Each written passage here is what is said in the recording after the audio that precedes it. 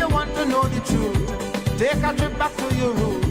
And somewhere on that journey, you go see a man in a dhoti saying it prayers in front of a chandi. Chandi. Then and only then you'll understand what is a cosmopolitan nation. There's no room for prejudice at all. United we stand. So to all races here in Trinidad, Akokaliano Danyaho, let us live as one under the sky. Jahajin high, brotherhood of the boat. Jahajin high, brotherhood of the boat. Jahajin high, Kumaye, Zimbabwe, Kumaye, Zimbabwe, Kumaye, Zimbabwe.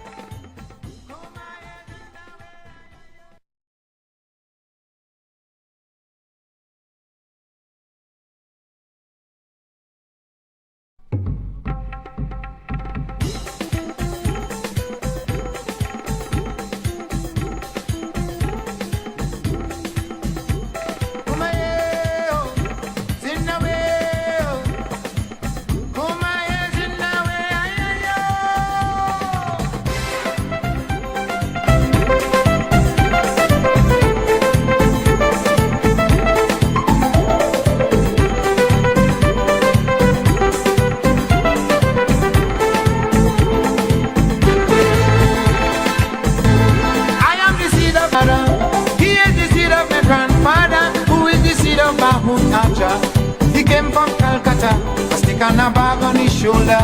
He took banana capra. So India, the Indian can ship on this slavery, bind together two races in unity. As a minister of government in Trinidad and Tobago, a PNM minister, and told him that there was bid rigging taking place in Udicott.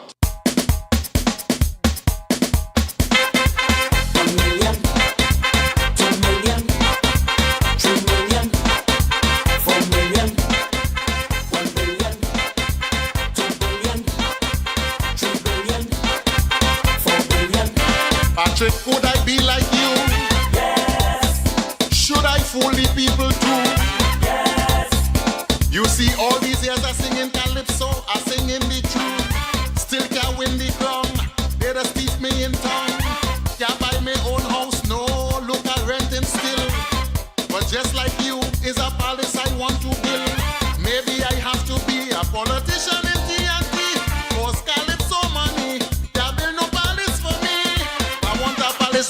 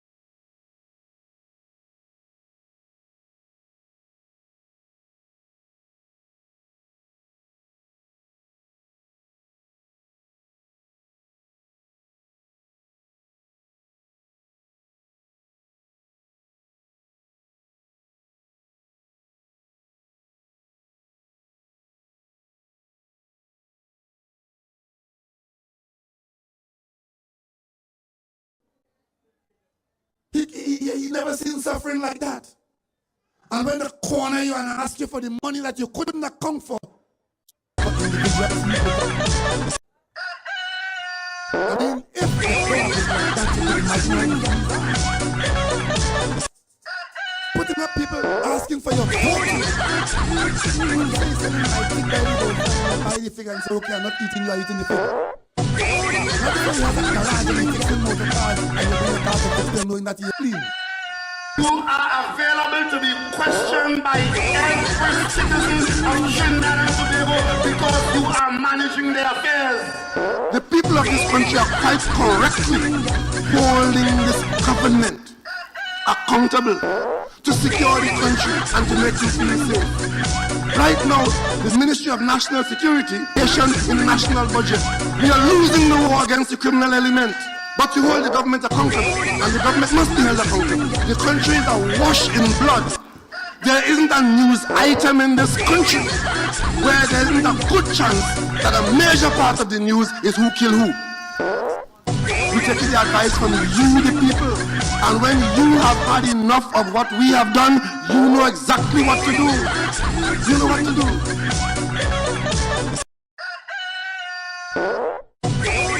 Once you are in the political arena, you are available to be questioned by every citizen of Trinidad and Tobago because you invoke the doctor and then write him a letter. I want to ask him a question. If he knew what was going on, the other day I was passing, I hear people complaining. He is the man with the answer, but he quiet on that. They say, stay in the Balizé. Stay in the Balizé. This is Caribbean Vibes. Snake in the Balizé, and they biting hard. Snake in the Balizé. I'm sorry for Trinidad.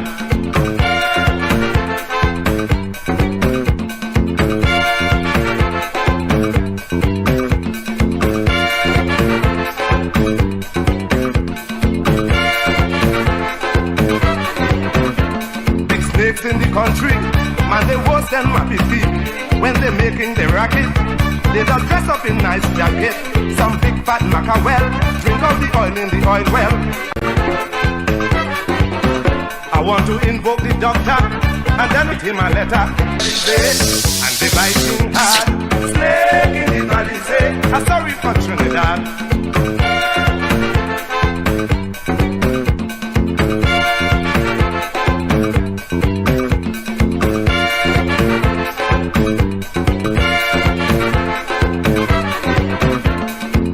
In the country, man, they worse than Mappy feet. When they making the racket, they just dress up in nice jacket. Some big fat mackerel, drink out the oil in the oil well. Is the fear for safety and security for families in Trinidad and Tobago? The opposition leader claims since Dr. Rowley took office, there have been upwards of 500 murders. But instead of addressing the country on important issues such as this, the Prime Minister is running from his responsibilities. I do not want to answer the questions as to why you have failed to deal with crime. Mrs. Prasad Bissessa adds that the PNM government has not delivered on any aspect of their 10-point crime plan put forward in their manifesto. The opposition leader says so pervasive is the PNM's disregard for life that now a minister is threatening the lives of members and supporters. She's calling on the Prime Minister to openly distance himself from the comments. You have a minister advocating violence and murder. Prime Minister Rowley, tell us, do you agree or will you call in your minister and bring him to book? She was referencing Prime Minister Rowley, tell us, do you agree or will you call in your minister and bring him to book? She was referencing comments by Fitzgerald Hines. General election time is here. We're watching the enemy straight in the eye now. And we're seeing the white of the eye. And as we put on with PNM war paint, and we say great is the PNM, and we have the symbol of the Balizé, we taking no prisoners. We licking down that. The time has come for you to pass judgment upon her and upon her hosts and her friends and her supporters and the other infidels and the other traitors I make no apology. So I've come to you today to tell Brother Sunday, I know in the ghetto you are a leader, and I know the youth and them look up to you and they follow you. I have come here today to partner with all of you. I have come here today to offer you an opportunity. I have come here today to let you know we are prepared to work with you. And I want the leader that Brother % of our murders are committed with firearms. And it is that traumatizing you. Because you going about your lawful, the AR-15 and all kind of thing is crazy. They come in and spraying down the block, 3-4 people dead at a time. So let me tell you what we're dealing with.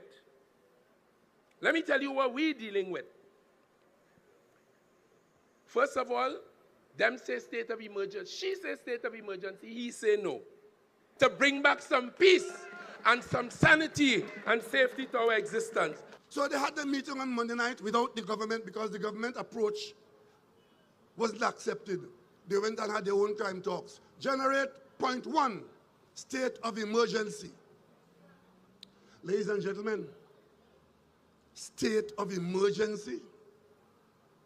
You know, those are the same people who facing a similar situation in 2011 when there was an upward surge of criminal conduct, and I think in one weekend 11 persons died. You know how they dealt with that? And a full state of emergency was implemented. The action that followed that was that they organized themselves, they used the security services, including the police, and they went out and they grabbed up, like when you're fishing and you throw a net, and they grabbed up over 8,000 people. Over 7,000 of them were charged for all kinds of things. Under the nose. Who wants the nose under a G-string?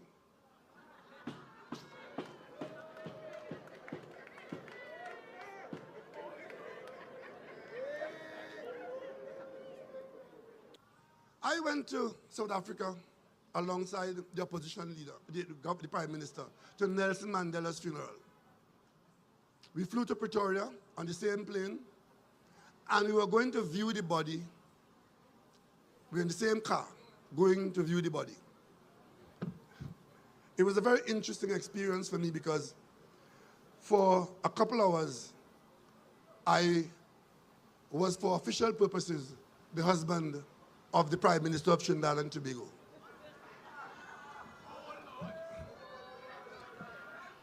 I was that. You see, all the people who came from all the countries were in one room. We all were in the same room. I was there as opposition leader. But the kings and queens and presidents and so on were in that same room. And as we were moving out into coaches to go, people who were called were kings. And they came in and they made the announcement, all kings, this is your coach. Prime Minister turned to me and said, listen, you have to come with me, otherwise you mightn't get on a coach for a long time. So when they call Prime Minister, you will accompany me onto the Prime Minister's coach. So I complied. And I escorted the lady onto the coach, and I sat as husband of the Prime Minister. And I got to see Nelson Mandela's body long before I would have if I had waited for the call of opposition leader. I have now come to the conclusion that we need special intervention in some of those communities that are nurseries for criminal conduct. I want to tell them tonight, in those communities that you will see named in the very near future, I will instruct the Minister of Finance to identify immediately $100 million to go inside those communities and do what is not being done, because criminals in there have taken control of those streets and those houses and are making it difficult for government services to go in there and give some people an opportunity for a decent life. The money that we'll make available, as I'm describing here, will be made available to the Defense Force leadership to retain and to hire reserve officers or retired officers and recruits to go into those communities and ensure that what has to be built is built, where security has to be on the street is there, and where people can rely on them and not on the local don who believes that they're somehow bigger than the government and the people of Trinidad and Tobago. I have faced this before. I have faced this before. I was in the parliament when we had a budget, and the budget had in it a program of affirmative action to treat with young men in the urban areas who had begun to drift away into criminality. And that program was meant to stop that. You know how the UNC described that program? Discrimination. And my party, the PNM, on that occasion, shied away from doing that and go and tell the country that what is in the budget document is a misprint. And they accused me of racism. Well, the chickens have come home to roost. That was 15 years ago. So the boy who was born on that day is 15 years now, and who was 10 years old then is 25 years old. So when I do what I say I'm going to do now, I'm broke no obstruction from anybody on the other side. I will do what has to be done. Because no criminal in this country could take the position that the government must give deference to you because you have a gun or you have access to a gun. The state and the people of Trinidad and Tobago must stand predominant in this country. Well, let me tell all the gang members who are licking their lips, looking on at big fat contracts to come, none of that will happen here. I want to say it loud and clear. We have already started to work with the JDF and the JCF. This will be a military camp if it has to be. There will be no extortion here, no illegal activity here, no controlling of site here. None of this government funding spending here will go to fund criminals. That link must be cut. Taxpayers' money can't come here. And people have name and list who don't come to work, collect pay, and then use it to buy God. Cannot happen. Cannot happen. This mustn't help build gangs. So those who have that in their minds, stay far from here. We have learned our lessons. We have seen where many government projects and other private projects, the criminals have sought to take it over. Don't put your eye on this one. The anti-gang legislation, we are perfecting it, and we intend to use it. So if you get work on this project, you better turn up and work. Want to be clear about that. If it's ACF around here, and any man coming in or coming out has to be checked, and the roster has to be kept outside by the JDF and the JCF about attendance for work, then it will be done. It is sad that I have to speak this way at such an important launch. But until we put these things in the open and treat with them as it should be treated, it will always be continuing. Our generation must break the cycle. We must break the cycle. So I've come to you today to tell Brother Sunday, I know in the ghetto you are a leader, and I know the youth of them look up to you and they follow you. I have come here today to partner with all of you. I have come here today to offer you an opportunity. I will instruct the Minister of Finance to identify immediately $100 million to go inside those communities and do what is not being done, because criminals in there have taken control of those streets and those houses and are making it difficult for government services to go in there and give some people an opportunity for a decent life. There is the fear for safety and security for families in Trinidad and Tobago. The opposition leader claims since Dr. Rowley took office, there have been upwards of 500 murders. But instead of addressing the country on important issues such as this, the Prime Minister is running from his responsibilities. I do not want to answer the questions as to why you have failed to deal with crime. Mrs. Prasad Bissessa adds that the PNM government has not delivered on any aspect of their 10-point crime plan put forward in their manifesto. The opposition leader says so pervasive is the PNM's disregard for life that now a minister is threatening the lives of UNC members and supporters. She's calling on the Prime Minister to openly distance himself from the comments. You have a minister advocating violence and murder. Prime Minister Rowley, tell us, do you agree or will you call in your minister and bring him to book? She was referencing Prime Minister Rowley, tell us, do you agree or will you call in your minister and bring him to book? She was referencing comments by Fitzgerald Hines, where he called on supporters to, quote, drive a PNM Balizé deep into the hearts of the wicked. This revelation that came to us within the last few hours. And I have something in my hand, a document in my hand. And I will begin by making a statement that when the day comes, when we depend on Venezuela for accountability and transparency, we reach. Let me repeat that. When we in Trinidad and Tobago have to depend on Venezuela for accountability and transparency, we reach. Our democracy itself has collapsed.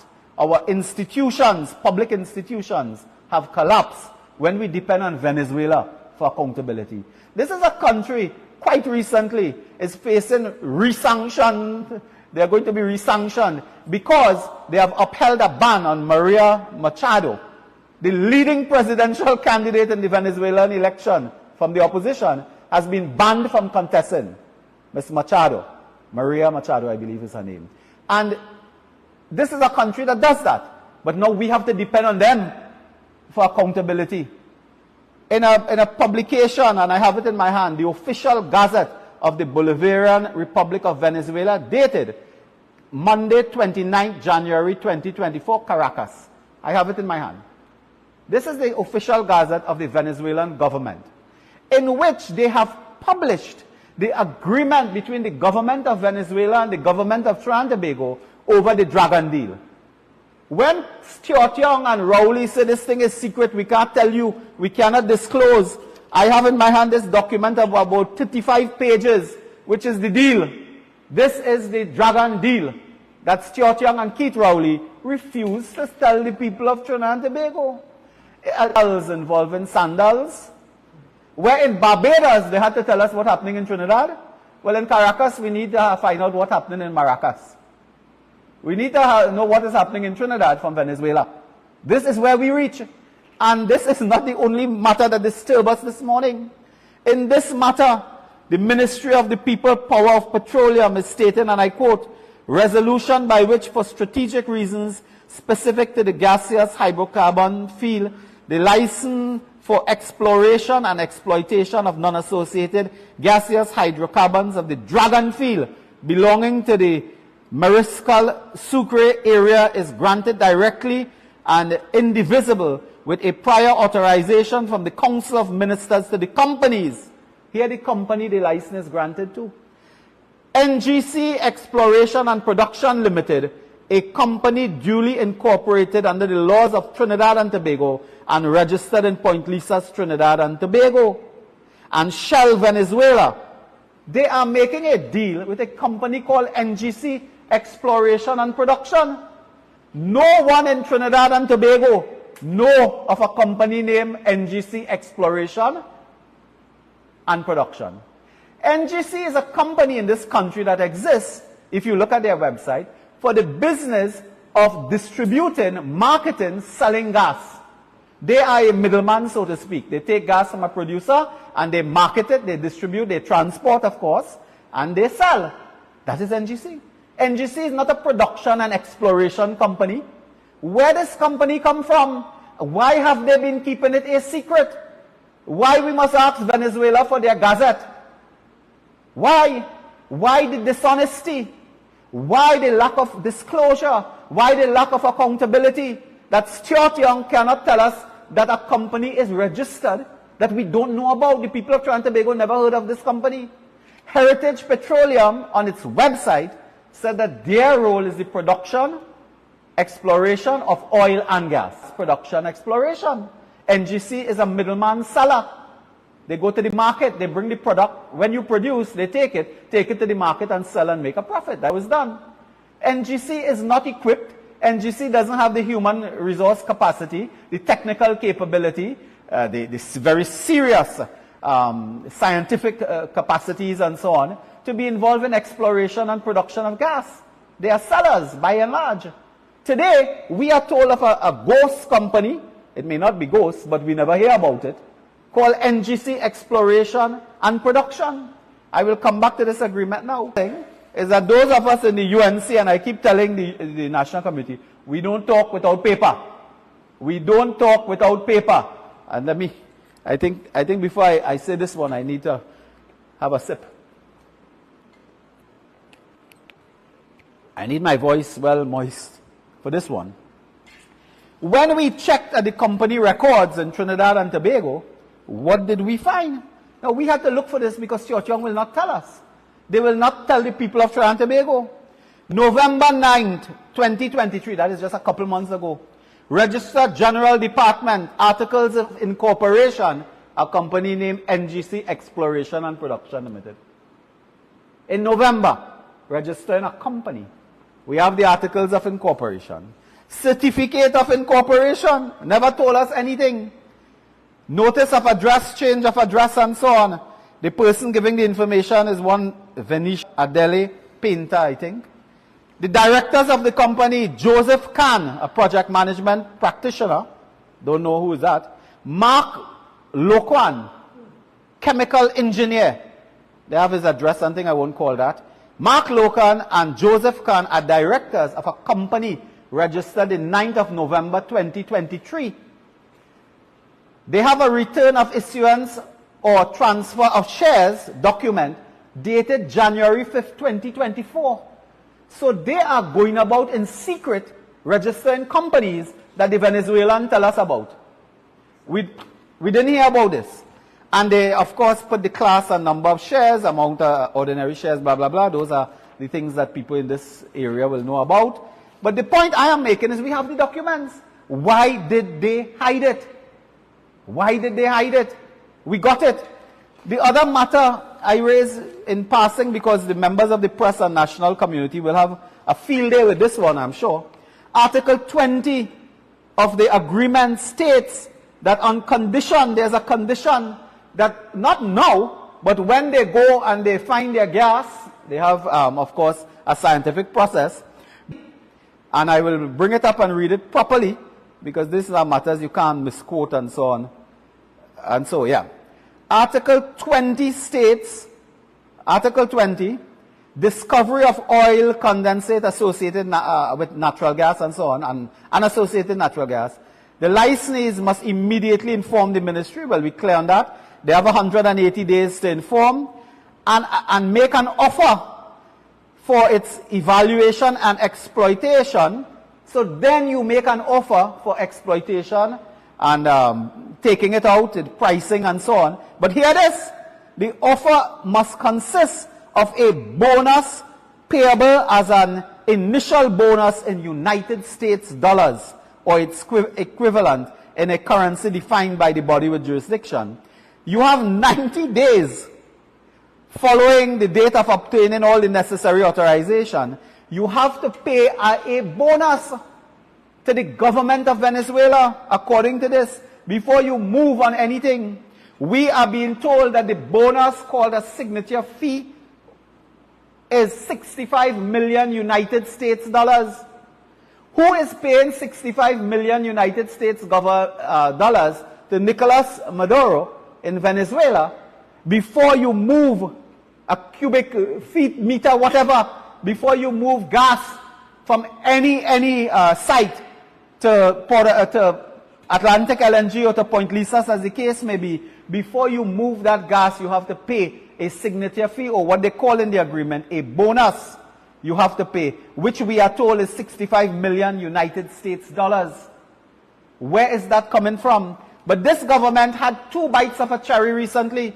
I want to remind you, on November 28, 2023, there was a major debate in the Senate on a private motion filed by Senator Wade Mark, calling on the government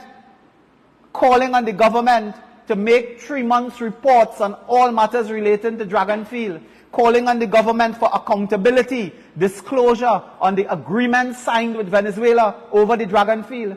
That matter was debated on the 28th of November 2023. Wade Mark spoke for 45 minutes. Do you know on that day Stuart Young spoke for 40 minutes? I have his speech right here. We read his speech. Not once on the 28th of November, Stuart Young mentions a company registered on the 9th of November. Not once. So it was their intention to keep it a secret on how they are progressing. Mark Locan, we believe, is leaving NGC. Is he leaving NGC to become executive chairman of this new company? That is the question we are asking. Then, as if the 28th of November wasn't enough, would you believe, on the 23rd of January, a few days ago,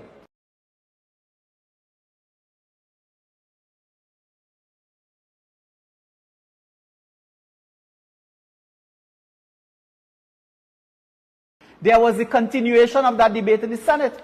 The government again had an opportunity through their speakers to keep it a secret. That is their modus operandi.